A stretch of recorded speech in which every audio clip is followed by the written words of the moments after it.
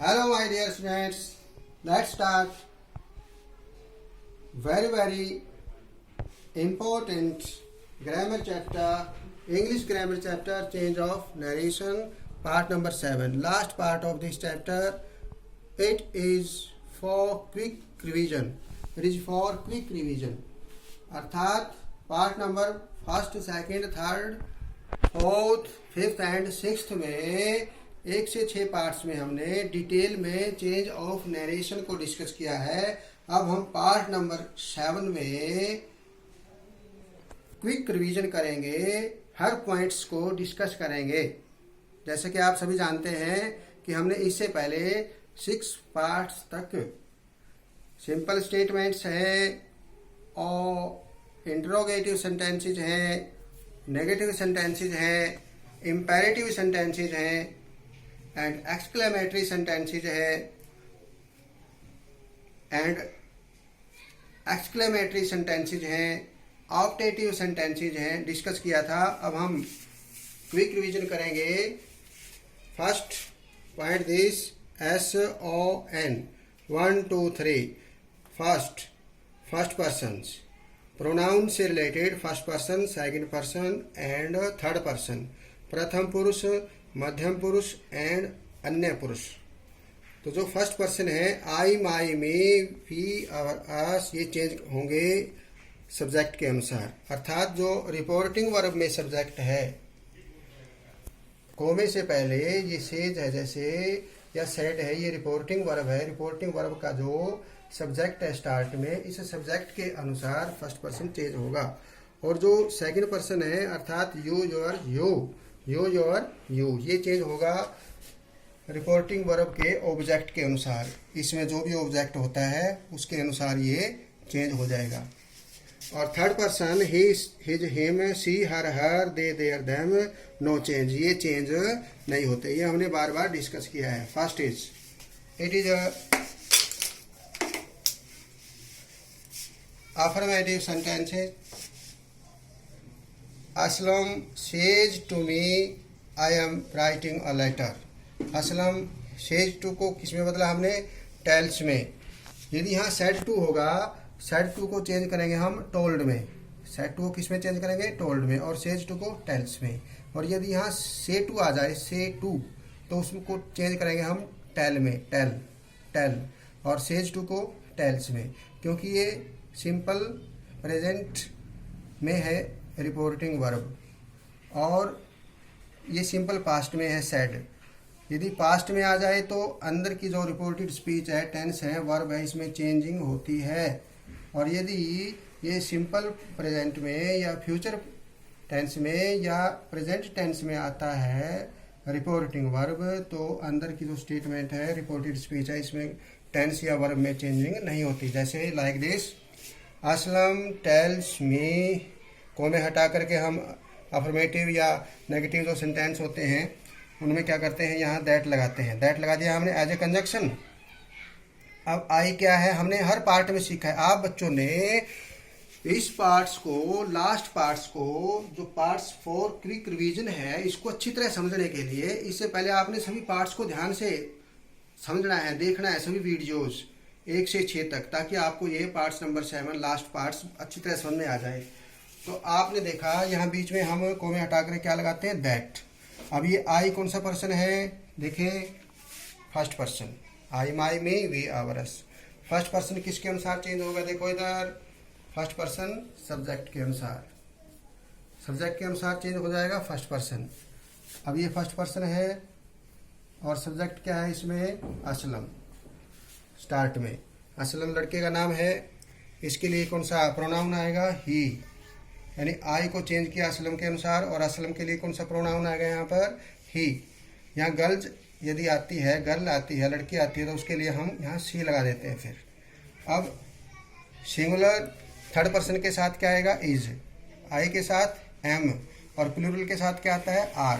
तो यहाँ इज आ गया। देखिए, राइटिंग अ लेटर, अर्थात अंदर के टेंस में वर्ब में कोई परिवर्तन नहीं हुआ।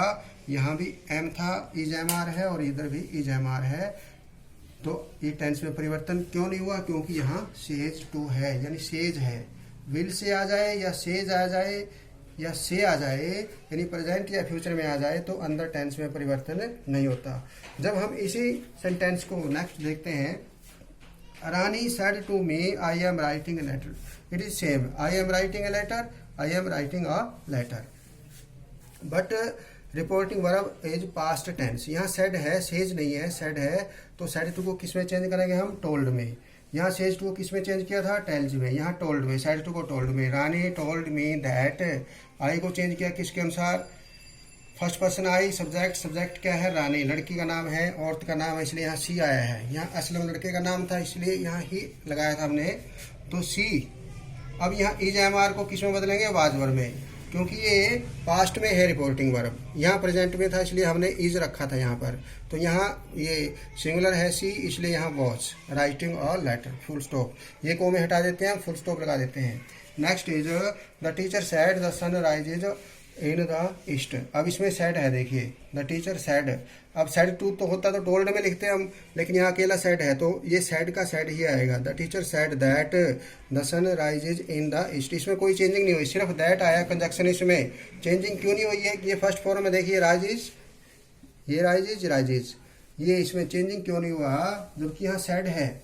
यहाँ पास्ट टेंस में होते हुए भी अंदर के सेंटेंस में चेंज क्यों नहीं हुआ, क्योंकि इसका रीजन है, ये यूनिवर्सल ट्रूथ है।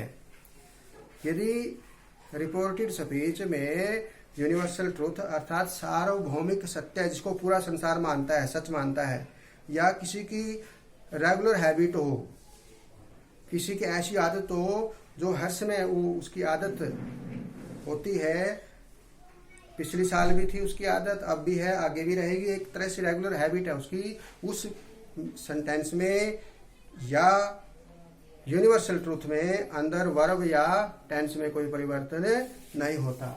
Next, Raman will say I do not kill the snake. अब ये फ्यूचर में आ गया ना, इसलिए अंदर के टेंस में परिवर्तन नहीं होगा। Ram it is Raman, not Ram, it is Raman, Raman. Raman will say, that को में हटा करके दैट लगाया हमने। आई फर्स्ट पर्सन किसके अनुसार, देखो सब्जेक्ट, सब्जेक्ट क्या है, रमन लड़का है, इसके लिए क्या आएगा, ही। प्रोनाउन आएगा लड़की के लिए, सी प्रोनाउन यहाँ हम लगाएंगे। अब डू नॉट था यहाँ पर, यहाँ क्या लिखेंगे, डज नॉट, डज नॉट, क्योंकि सिंगुलर थर्ड पर्सन में डज आएगा, डू नहीं, तो डू नॉट था तो यहाँ डज आ गया। यदि यहाँ आई होता है, वी होता है या दे प्लूरल होता है तो यहाँ डू नॉट आएगा, negative. It is a simple present negative sentence, तो नेगेटिव में क्या आएगा, डू नॉट।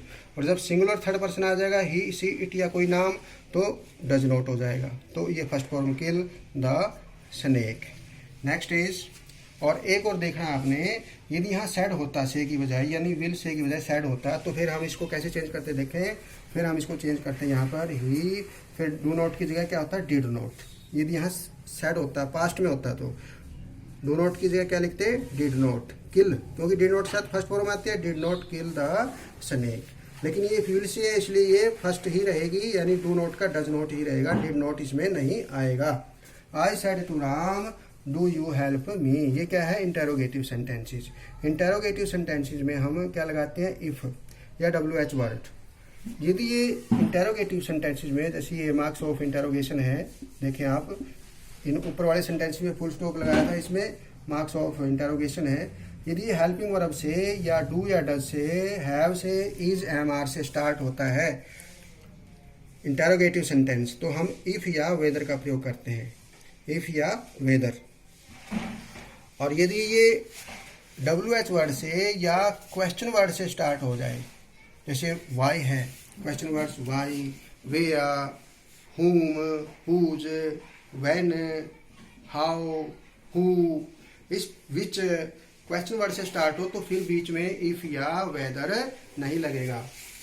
देखिए इसको, आई आस्क्ड राम, क्योंकि सेट टू को किस में बदलेंगे, आस्क्ड में। सिंपल हमने असर्टिव सेंटेंसेज में सेट टू को किस में बदला था, टोल्ड में। इंटेरोगेटिव में सेट टू को आस्क्ड में। आई आस्क्ड राम इफ, बीच में इफ लगाना, इंटेरोगेटिव में इफ। अब देखिए ये डू तो सिंपल प्रेजेंट में आता है, इसलिए इसको हम अब ये क्वेश्चन मार्क नहीं लगेगा यहाँ पर, इसलिए ध्यान रखना है आपने। ये इफ़ लगाया हमने, अब यहाँ सब्जेक्ट लगाएंगे। यहाँ सब्जेक्ट क्या था? यू, सेकंड पर्सन, किसके अनुसार बदलेगा? ऑब्जेक्ट के अनुसार। ऑब्जेक्ट क्या है? राम, और राम के लिए क्या प्रोनाउन आएगा? ही, इफ़ ही, राइट। और ये क्योंकि ये सिंपल प्रेजेंट है, सिंपल प्रेजेंट को किस में बदलते हैं? पास्ट इंडेफिनेट में, यानी सिंपल पास्ट में। तो सेकंड फॉर्म होगी इफ़ ही हेल्प्ड मी, ये मी। अब ये मी का मी क्यों आया ये देखें हम। ये मी कौन सा पर्सन है? फर्स्ट पर्सन, और फर्स्ट पर्सन किसके अनुसार बदलता है?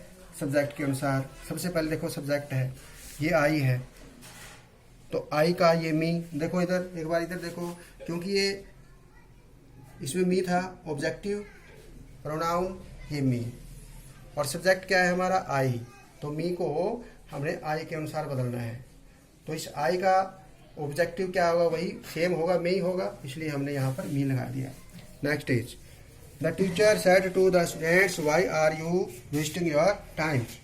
द टीचर आस्क्ड, क्योंकि सेड टू किसमें बदलेंगे? आस्क्ड में, प्रश्नवाचक में। आस्क्ड द स्टूडेंट्स वाई, इसमें इफ नहीं लगेगा, ये WH वर्ड यानी क्वेश्चन वर्ड लगेगा वाई। अब इज एम आर को हम किस में बदलेंगे? वाजबर में, लेकिन इससे पहले सब्जेक्ट लगाएंगे, ये ध्यान रखना है आपने, क्योंकि ये क्वेश्चन मार्क नहीं लगेगा इसमें, ये सिंपल स्टेटमेंट हो जाएगी।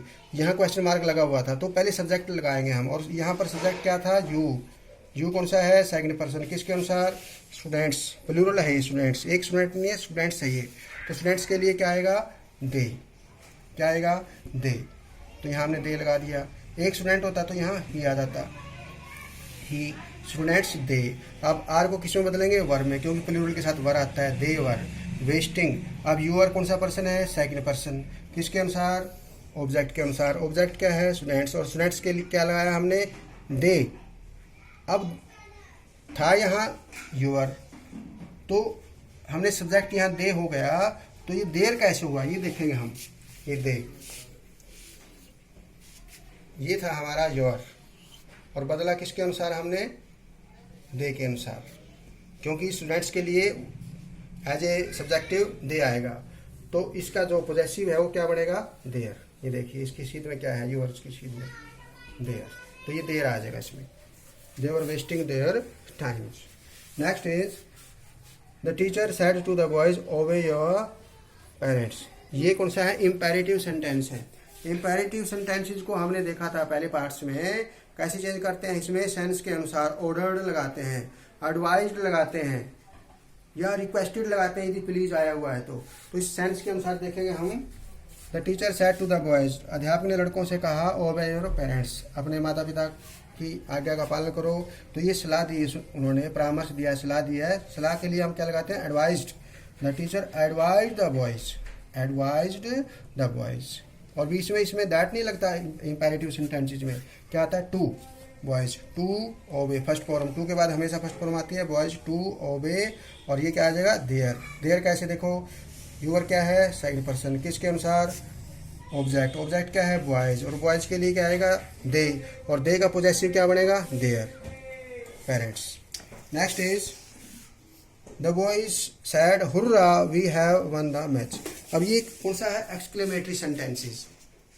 जो एक्सक्लेमेटरी सेंटेंसेस हैं उनमें जैसे आपने पार्ट्स ऑफ स्पीच में पढ़ा था, इंटरजेक्शन आते हैं उसमें। जैसे हुर्रा, खुशी के लिए हुर्रा आता है। एलास, मान लो कोई दुख दर्द होता है, हमें तकलीफ होती है तो हमें फिर एलास, एलास बोलते हैं। तो इस प्रकार आश्चर्य के लिए वट का प्रयोग करते हैं। तो सेंस के अनुसार हम यदि हुर्रा लगा हुआ है उसमें तो हम लिखते हैं एक्सक्लेम्ड विद जॉय, और यदि एलास लगा हुआ है, दुख प्रकट किया गया, सोरोफुल है, तो फिर हम क्या लिखते हैं उसमें? Exclaimed with sorrow, exclaimed with sorrow. और आश्चर्यचकित होने के लिए एक्सक्लेम्ड विद वंडर। तो इस प्रकार हम सेंस के अनुसार इसको चेंज करते हैं। देखते हैं इसमें, the boy said hurrah we have won the match, hurrah हमने मैच को जीत लिया है। ये प्रेजेंट परफेक्ट टेंस है, इसको चेंज करो, the boys exclaimed with Joy. और जब एलास होता है तो हम क्या लिखते हैं? एक्सक्लेम्ड विद सोरो, SORROW। ये है hurrah, exclaimed with Joy, that, ये बीच में दैट लगाया है, और ये साइन ऑफ एक्सक्लेमेशन है, विस्मयादिबोधक चिन्ह। ये देखो कैसे लगता है, ये ध्यान से देखना, दैट। इसके बाद क्या आएगा, सब्जेक्ट। ये दे कैसे है, देखो ये भी क्या है, फर्स्ट पर्सन। किसके अनुसार फर्स्ट पर्सन बनता है, सब्जेक्ट के अनुसार। सब्जेक्ट क्या है, द बॉयज, और द बॉयज के लिए क्या आएगा, दे। एक लड़का होता तो ही आता, तो प्लूरल के लिए दे। अब हैव को किस में चेंज करेंगे, हैड में। They had one, third form, they had one the match, उन्होंने मैच जीत लिया था, राइट। यहाँ हैड आ गया इसमें। Next, the teacher said may you top the list. ये क्या है, ऑप्टेटिव सेंटेंस, जिसमें विश प्रार्थना होती है या इच्छा प्रकट की जाती है, जो मे से या वुड दैट से स्टार्ट होते हैं। तो इसमें हम क्या लगाते हैं, सेड की जगह विश्ड या प्रेड। द टीचर सेड यानी wished, the teacher said may you top the list, the teacher wished that. अब यू कौन सा पर्सन है, सेकंड पर्सन है। किसके अनुसार, ऑब्जेक्ट के अनुसार। ऑब्जेक्ट इसमें है ही नहीं, है इज नो ऑब्जेक्ट। अब इसको ऑब्जेक्ट को हम मान लेंगे, इसको अपनी सेंस के अनुसार मान लेंगे और कल्पना करके देखेंगे इसमें क्या ऑब्जेक्ट हो सकता है। यदि आप इसमें ऑब्जेक्ट समझते हैं, the teacher said to me, यदि आप यहाँ मी समझते हैं तो फिर यहाँ आई आ जाएगा। यदि मी समझते हैं तो यहाँ आई आ जाएगा यहाँ पर। यदि अकॉर्डिंग टू यू यहाँ मी है, सेड टू मी है, तो आई आ जाएगा। और यदि एक बच्चा कहता है कि यहाँ हिम समझता है, the teacher said to him, फिर यहाँ ही आ जाएगा। एक बच्चा कहता है यहाँ सेड टू हर भी हो सकता है, फिर यहाँ सी आ जाएगा। एक बच्चा कहता है सेड टू यू भी हो सकता है, फिर यहाँ यू आएगा। मेनली इसमें हम फर्स्ट पर्सन आई या ही या सी इनमें से लगा सकते हैं, थर्ड पर्सन में से या फर्स्ट पर्सन में से। यू भी इसमें से आ सकता है, लेकिन आपने ये चारों एक साथ नहीं लगाने, इनमें से किसी एक आपकी कल्पना के अनुसार, आपकी चॉइस के अनुसार, आपकी सेंस के अनुसार इसमें हम आई लगा सकते हैं यहाँ पर, ही सी या यू।